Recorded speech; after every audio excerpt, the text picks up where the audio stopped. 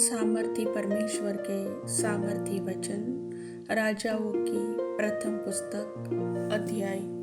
8। तब सुलेमान ने इज़राइली पुरनियों को और गोत्रों के सब मुख्य पुरुषों को भी, जो इज़राइलियों के पूर्वजों के घरानों के प्रधान थे,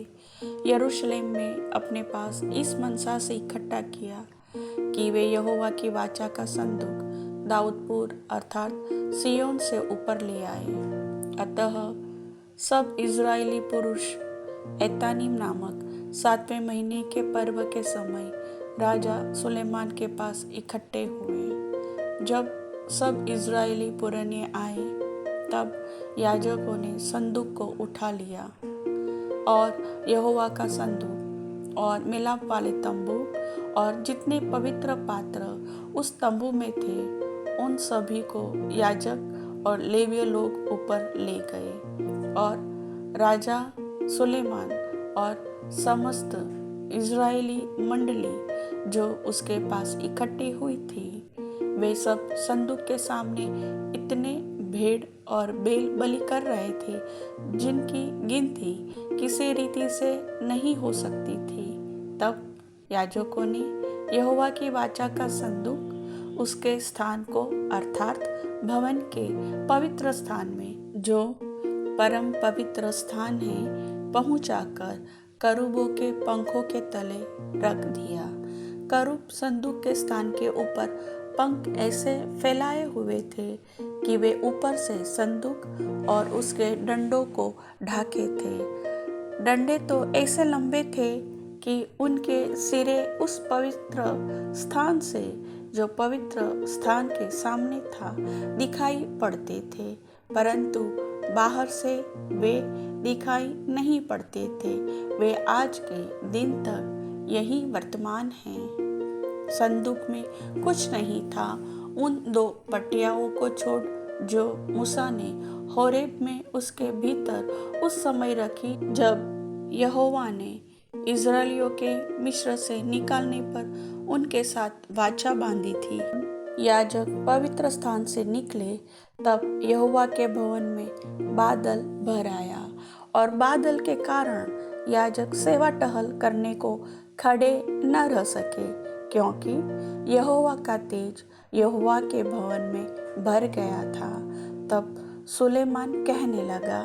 यहोवा ने कहा था कि मैं घोर अंधकार में वास किए रहूंगा। सचमुच मैंने तेरे लिए एक वासस्थान वरन ऐसा दृढ़ स्थान बनाया है जिसमें तू युगानुयुग बना रहे। तब राजा ने इज़राइल की पूरी सभा की ओर मुंह फेर कर उसको आशीर्वाद दिया और पूरी सभा खड़ी रही। और उसने कहा, धन्य है इज़राइल का परमेश्वर यहोवा, जिसने अपने मुंह से मेरे पिता दाऊद को यह वचन दिया था और अपने हाथ से उसे पूरा किया है। जिस दिन से मैं अपनी प्रजा इज़राइल को मिस्र से निकाल लाया,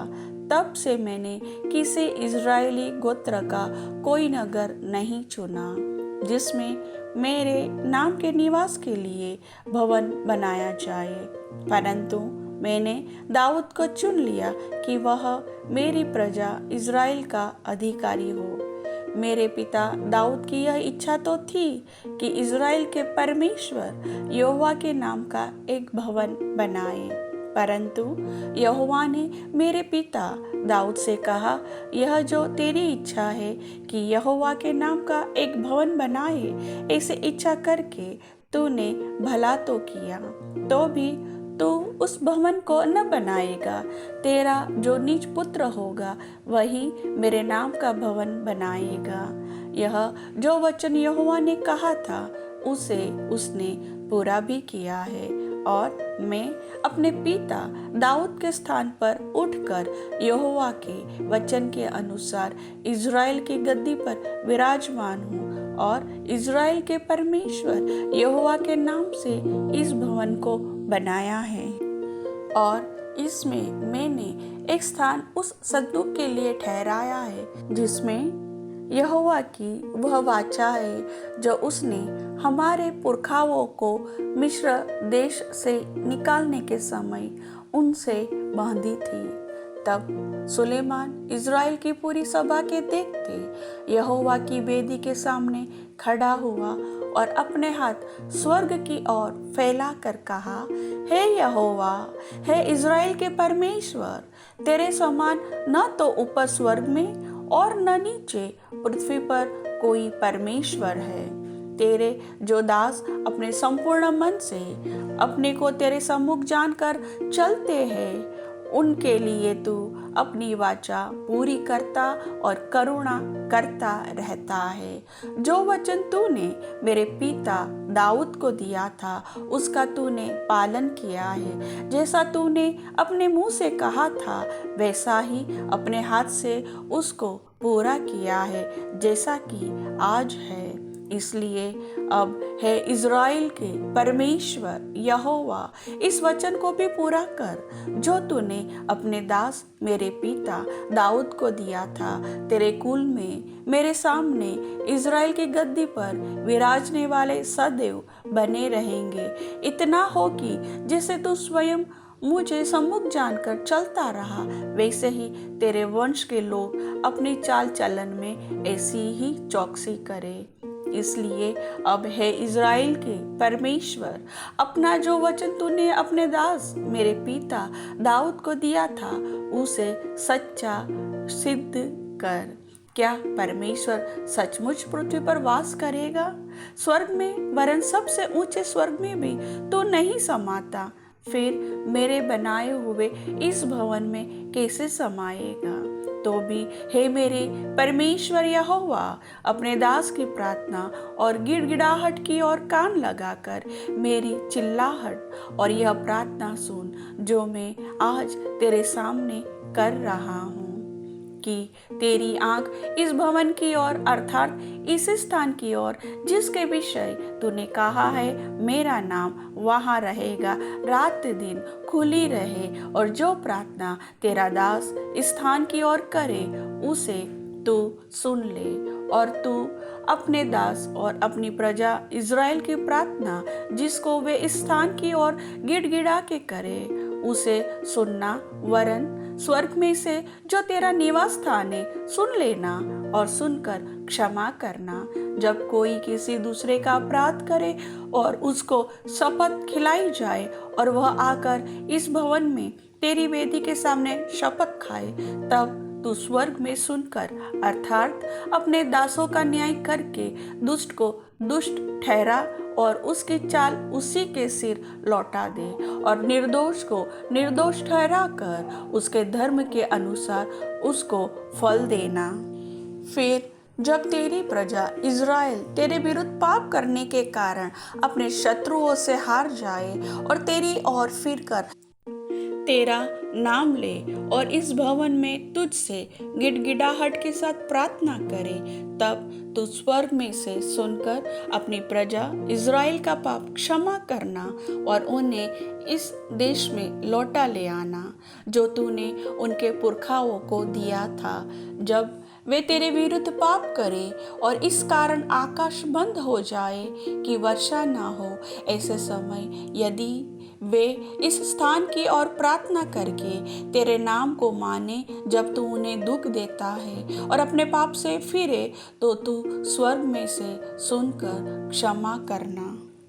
और अपने दासों अपनी प्रजा इज़राइल के पाप को क्षमा करना। तू जो उनको वह भला मार्ग दिखाता है जिस पर उन्हें चलना चाहिए, इसलिए अपने इस देश पर जो तूने अपने प्रजा का भाग कर दिया है पानी बरसा देना। जब इस देश में अकाल या मरी या जुलस हो या गेरुई या टिड्डिया या कीड़े लगे या उनके शत्रु उनके देश के फाटकों में उन्हें घेर रखे अथवा कोई विपत्ति या रोग क्यों न हो, तब यदि कोई मनुष्य या तेरी प्रजा इज़राइल अपने अपने मन का दुख जान ले और गिड़गिड़ाहट के साथ प्रार्थना करके अपने हाथ इस भवन की ओर फैलाए, तो तू अपने स्वर्गीय निवास स्थान में से सुनकर क्षमा करना और ऐसा करना कि एक एक के मन को जानकर उसकी समस्त चाल के अनुसार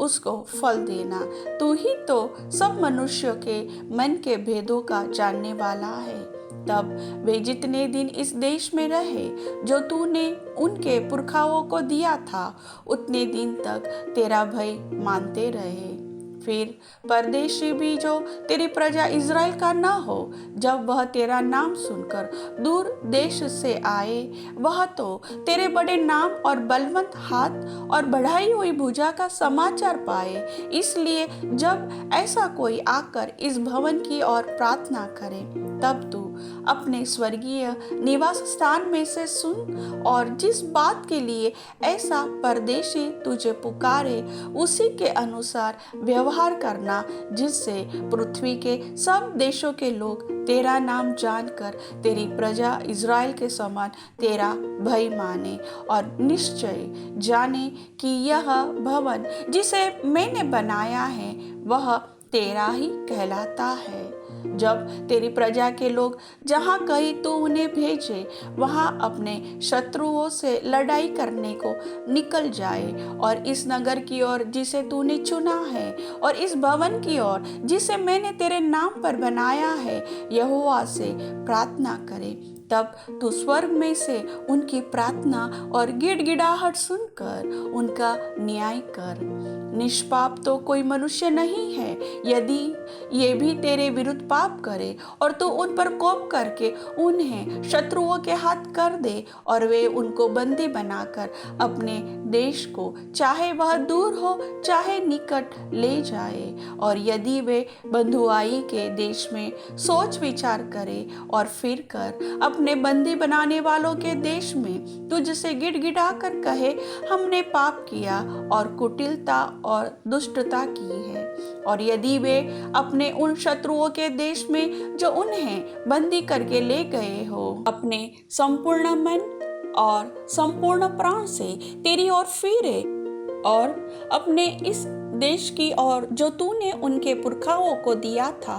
और इस नगर की ओर जिसे तूने चुना है, और इस भवन की ओर जिसे मैंने तेरे नाम का बनाया है, तुझसे प्रार्थना करे, तो तू अपने स्वर्गीय निवास स्थान में से उनकी प्रार्थना और गिड़गिड़ाहट सुनना और उनका न्याय करना। और जो पाप तेरी प्रजा के लोग तेरे विरुद्ध करेंगे और जितने अपराध वे तेरे विरुद्ध करेंगे, सबको क्षमा करके उनके बंदी करने वालों के मन में ऐसी दया उपजाना कि वे उन पर दया करें, क्योंकि वे तो तेरी प्रजा और तेरा निज भाग है, जिन्हें तू लोहे के भट्टे के मध्य में से अर्थात मिस्र से निकाल लाया है। इसलिए तेरी आंखें तेरे दास की गिड़गिड़ाहट और तेरी प्रजा इज़राइल की गिड़गिड़ाहट की ओर ऐसे खुली रहे कि जब जब वे तुझे पुकारे, तब तब तू उनकी सुन ले, क्योंकि हे प्रभु यहोवा,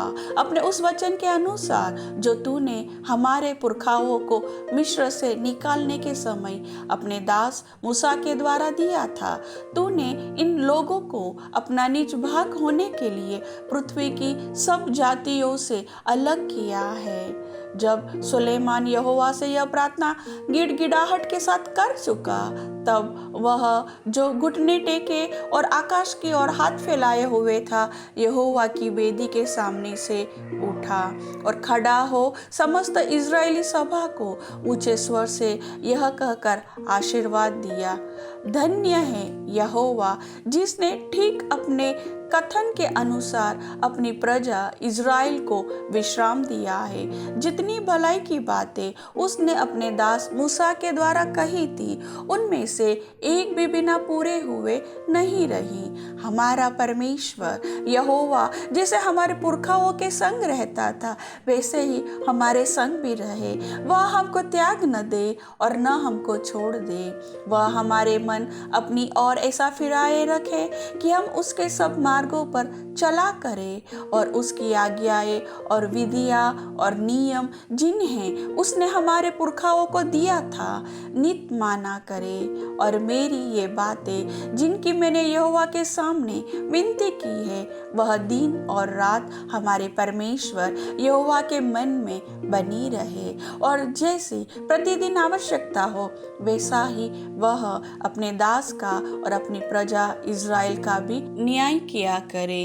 और इससे पृथ्वी की सब जातियां यह जान ले कि यहोवा ही परमेश्वर है और कोई दूसरा नहीं। तो तुम्हारा मन हमारे परमेश्वर यहोवा की ओर ऐसी पूरी रीति से लगा रहे कि आज के समान उसकी विधियों पर चलते और उसकी आज्ञाएं मानते रहो। तब राजा समस्त इज़राइल समेत यहोवा के सम्मुख मेल बलि चढ़ाने लगा, और जो पशु सुलेमान ने मेल बलि में यहोवा को चढ़ाए वे 22,000 बैल और 1,20,000 भेड़ें थी। इस रीति राजा ने सब इज़राइलियों समेत यहोवा के भवन की प्रतिष्ठा की। उस दिन राजा ने यहोवा के भवन के सामने वाले आंगन के मध्य भी एक स्थान पवित्र किया और होम बलि और अन्न बलि और बेल बलियों की चर्बी वहां चढ़ाई, क्योंकि जो पित्तल की वेदी